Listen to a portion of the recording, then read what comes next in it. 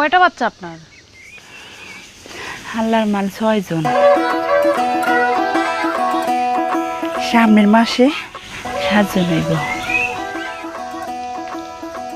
কি বলেন, 6টা বাচ্চা আপনার, 7 নাম্বার বাচ্চা আসতেছে, বাদ দেন না কেন?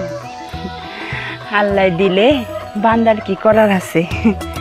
আল্লাহর মাল বান্ধন দেওয়া যায়? বান্দারে তো আপনি বাদ দিতে পারেন।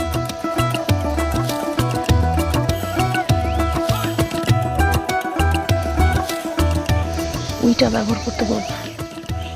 আপা, আপনার ভাই কিনতে শরম পায়। আর কেমনে যে আরে এইভাবে চলতে থাকলে তো